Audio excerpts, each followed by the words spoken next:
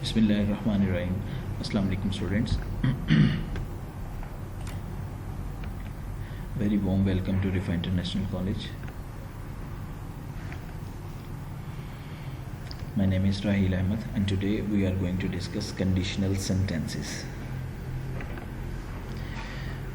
Well, there are four types of conditional sentences.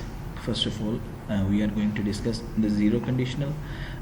याद रखिएगा, conditional का मतलब ये शर्त होता है, ठीक है। कोई कंडीशन, कोई शर्त, कोई आपने कोई कतगन लगाई होती है कि ऐसा होगा तो फिर वैसा होगा। इसके मुख्तलिफ अक़साम हैं। इसमें 4 काइंड्स जो हैं वो सबसे पहले नॉर्मली आप बुक्स में अगर देखते हैं तो उसमें सम टाइम ये भी पॉसिबल है कि आपको 3 काइंड्स मिले, first, second and third. Some of the books do not have zero conditional because it is a sort of a universal truth, जो कि आप किसी भी जगह पर हों तो वो वैसे ही होती हैं, राइट। तो आज सबसे पहले हम ज़ीरो कंडीशनल से शुरू करेंगे। ज़ीरो कंडीशनल में स्ट्रक्चर को पहले देख लेते हैं कि इसमें 2 किस्म की क्लॉजेज़ होती हैं। इफ़ क्लॉज है और फिर दूसरी मेन क्लॉज, जैसे प्रेजेंट सिंपल क्लॉज में होगी। दोनों जो हैं क्लॉजेज़ जो हैं वो प्रेजेंट सिंपल क्लॉजेज़ में आएंगी, प्रेजेंट सिंपल टेंसेस में आएंगी, ठीक है। To talk about things that are always true like a scientific facts. जैसे साइंस के जो फैक्ट्स हैं वो रियलिटी होती है, वो जहाँ मर्जी जाएँ वो वैसे ही होंगे। आप चाहे पाकिस्तान में आए या आप अटलांटिक में आए या आप रशिया में किसी भी जगह पे हैं, साइंटिफिक फैक्ट्स जो हैं वो वैसे ही होंगे। इसी तरह से नेचुरल जो है ऑब्जेक्ट्स वो भी वैसे ही आपको अवेलेबल होंगी, उसके जो मज़ाहिर हैं। लिहाजा इसमें कुछ चीज़ें जो हैं, कुछ एग्जांपल्स आपके सामने रखी गई हुई हैं। एक इफ़ क्लॉज है और एक मेन क्लॉज है। इसमें एग्जांपल्स में if you freeze water it turns into ice. कहीं भी जाएंगे दुनिया में तो if you freeze water it turns into ice, तो वो बर्फ़ में बदल जाएगा। And if you heat water at 100 degrees it boils. You see the structure of both the clauses are simple present tense. आपने देखा कि इसमें जो स्ट्रक्चर है दोनों सेंटेंसेस में वो प्रेजेंट का है, जिसमें सब्जेक्ट आपका सिंगुलर है और आपकी वर्ब जो है वो उसको प्लूरल कर दिया गया है अकॉर्डिंग टू इंडेफिनिट सेंटेंस, ठीक है। There are some more examples, you will have to see it and also try to understand. If students miss an exam the professor fails them. तो यकीनी तौर पर अगर स्टूडेंट जो है वो इम्तिहान नहीं देंगे तो प्रोफेसर जो होंगे फेल कर देंगे उन्हें। If my wife has a cold I usually catch it, तो I get tired if I work too much, ठीक है। अब यहाँ पे ये भी बात मद्देनज़र रखने वाली है कि सम टाइम होता है कि आप इफ़ वाला जो सेंटेंस है उसको, इफ़ क्लॉज को जो है उसकी स्टेट को, उसकी पोजीशन को चेंज कर सकते हैं। उसको आप बिगनिंग में भी रख सकते हैं, उसको आप पार्ट 2 में भी रख सकते हैं, दूसरे हिस्से में भी सेंटेंस के रख सकते हैं। जैसा कि आपको यहाँ पे जैसे एग्जांपल है वो मिल रहा है, I get tired if I work too much. If I am late for dinner they start eating without me, right. So that is all about zero conditional. Let's move towards first conditional. First conditional इसका structure जो है easy है। इसमें 2 किस्म की आपको पता है, जैसे कि क्लॉजेज हमारे पास होती हैं, इफ़ क्लॉज एंड जो है मेन क्लॉज है। इसमें सिंपल प्रेजेंट टेंस होगा इफ़ क्लॉज में और सिंपल फ्यूचर टेंस होगा मेन क्लॉज में। याद रखिएगा, सिंपल फ्यूचर टेंस की जो स्ट्रक्चर है वो है सब्जेक्ट प्लस विल या शेल हो सकता है, नॉट भी हो सकता, नॉट होगा, एंड वर्ब की बेस फॉर्म होगी, ठीक है। बेयर फॉर्म को बेस फॉर्म कह सकते हैं हम, कहते हैं बेयर फॉर्म का मतलब होता है विदाउट टू के बगैर फर्स्ट फॉर्म ऑफ वर्ब होती है, ठीक है। टू टॉक अबाउट इसका इस्तेमाल कैसे होता है? To talk about possibilities in the present और इन द फ्यूचर, मुस्तकबिल में और आपके मौजूदा हाल में, मौजूदा दौर में। ऐसा काम जो मुमकिन हो, जो पॉसिबल हो, ठीक है। ऐसा नहीं कि जो इम्पॉसिबल हो।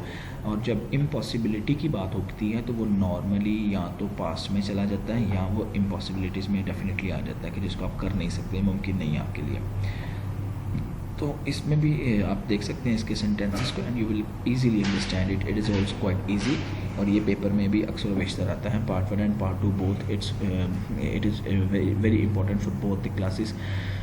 If it rains I will stay at home, अगर बारिश होती है तो मैं घर ही रहूँगा. If it rains present indefinite है एंड देन फ्यूचर इंडेफिनिट है.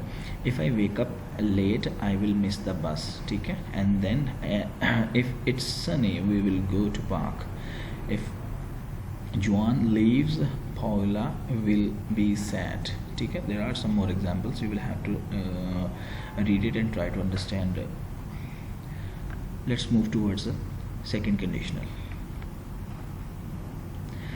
Second and third conditional जो है, these are a little difficult in their structure. थोड़ा सा इसमें डिफ़िकल्टी होती है. इसको आप जितना ज़्यादा प्रैक्टिस करेंगे उतना ज़्यादा आपको आसानी से समझ आ जाएगा. और काफ़ी चांसेस होते हैं, एटलीस्ट फर्स्ट ईयर में बहुत ज़्यादा चांसेस होते हैं कि आप जो है कंडीशनल सेंटेंसेस का एक जुमला ज़रूर आता है. सेकेंड ईयर में भी चांस होता है कि वो कोई कंडीशनल सेंटेंस का कोई एक जुमला जो है वो एग्जामिनर जो है पूछ ले. इसका स्ट्रक्चर जो है वो इस तरह से है कि if plus past simple tense आएगा, ठीक है. पास्ट सिंपल टेंस में जैसा कि ब्रैकेट में लिखा हुआ है टू बी का इस्तेमाल होगा, जो कि वॉज और वर का इस्तेमाल होता है नॉर्मली. और प्रेजेंट कंडीशनल जो है होती है वो कंडीशन आएगी, उसमें वुड के साथ वर्ब की बेयर फॉर्म आएगी. वर्ब की फर्स्ट फॉर्म आती है बेयर फॉर्म, यानी कि मैंने जैसे पहले बयान किया कि विदाउट टू, राइट. तो रिपीट कर रहा हूँ फिर से कि if plus past simple tense, then present conditional mean to say कि would plus verb bear form, verb first form of verb.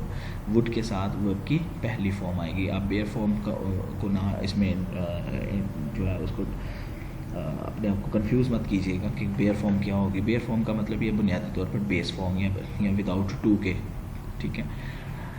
Usage है imaginary situations in a present और अ फ्यूचर, ऐसी कंडीशन जिसमें आप जो है ऐसी इसको पोजीशन कहते हैं कि जो इमेजिनरी हो, जो मुमकिन ना हो, आने वाले दिनों में हो सकती है या प्रेजेंट कंडीशन में भी हो सकती है. और समटाइम ऐसा भी हो सकता है कि आपको कोई ख्वाहिश होती है और वो ख्वाहिश जो है वो ख्वाहिश ही रह जाती है. विश जो है वो समटाइम जो है वो आपकी कम ट्रू नहीं होती, ठीक है. लॉन्गिंग जो है वो कम ट्रू नहीं होती. तो उसके लिए फिर हम ये कहते हैं कि if past simple and present conditional. If I won $1,000,000, अगर मैं $1 मिलियन जीता हूँ, I would buy a car. तो ये क्या है, ख्वाहिश है. If I won. अब यहाँ पर दो चीज़ें हैं, पास्ट इंडेफिनिट है, पास्ट सिंपल है, ठीक है, ठीक है. और सम टाइम यहाँ पर जैसे कि बताया गया कि वर्ब की बेस फॉर्म यानी कि टू बी का इस्तेमाल भी हो सकता है, वर्ड का इस्तेमाल भी हो सकता है. If I were you I would quit smoking, अगर मैं तुम्हारी जगह होता तो मैं स्मोकिंग छोड़ देता. If I were the president I would lower taxes. They would stay longer if they had more time, ठीक है. तो यहाँ पर हैड का इस्तेमाल भी है. पास्ट यहाँ पर थोड़ा सा जो ये जो जुमला है इसमें पास्ट का जो वो है पोजेशन बताई गई हुई है. टू बी की जो पोजेशन होगी वो हैड होगी, ठीक है, पास्ट में. If I won $1 million once again I could stop working. तो if I had a more time I could travel around the world, right? So these are the examples. If you have any problem, you can ask a question. Now let's move towards the third conditional sentence, and that is also quite a little bit difficult, little more deviation there. तो इसमें जो है वो हमारी first clause होगी जो कि if plus past perfect होगा, ठीक है. इफ़ क्लॉज में पास्ट परफेक्ट होगा और जो सेकंड मेन क्लॉज होगी वो परफेक्ट कंडीशनल होगी. यानी कि परफेक्ट कंडीशनल का मतलब ये होता है कि वुड और हैव का इस्तेमाल होगा. आपको पता होना चाहिए कि हैव के साथ हमेशा वर्ब की थर्ड फॉर्म आएगी और अगर वो पैसिव वॉइस है तो उसके साथ बीन भी लग जाएगा, ठीक है, BEEN जैसा कि यहाँ पर लिखा हुआ है.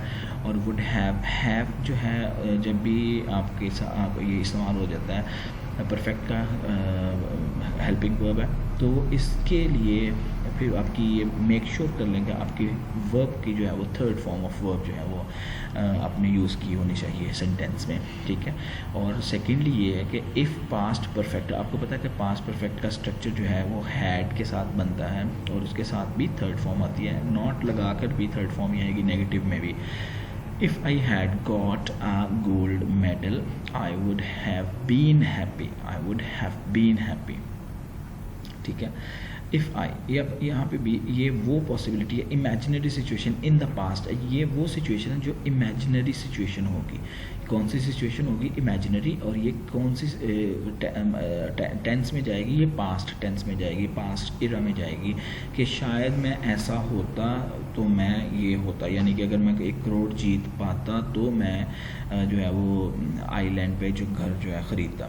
If I had got a gold medal, I would have been happy. If I had met Susan last week, I would have given her the book. If the weather had been good, we would have gone water skiing. Okay, यहाँ पर मैं फिर से आपको एक बात बताता चलूँ कि हैव के साथ गॉन यहाँ पर भी है, गिवन है थर्ड फॉर्म है, गॉन थर्ड फॉर्म है। इसी तरह से हैड, गॉट या गॉटन भी आता है। याद रखिएगा यूएस में गॉटन इस्तेमाल होता है वर्ब की तीसरी फॉर्म के तौर पर, गेट, गॉट, गॉटन, जबकि ब्रिटिश में जो है वो गेट, गॉट, गॉट ही इस्तेमाल होता है वर्ब की थर्ड फॉर्म के तौर पर, गेट हासिल करना और गॉट, गॉट। ये यूएस ब्रिटेन जो है ब्रिटिश इंग्लिश में गॉट इस्तेमाल होगा, जबकि यूएस में गॉटन इस्तेमाल होता है। तो both are correct, you can use any of one. if you had got up earlier, अगर आप सुबह जल्दी उठते हैं, you would have got the earlier train, तो आप जल्द जाने वाली ट्रेन जो है वो उस पर आप सवार हो सकते हैं। लिहाजा so these are the conditional sentences. It is quite easy, there isn't any difficulty hopefully. If you have any problem, please come up with your questions. I would be very happy if you have any question. So at the end, thank you very much everyone. Watch, listen and learn. Assalamu alaikum.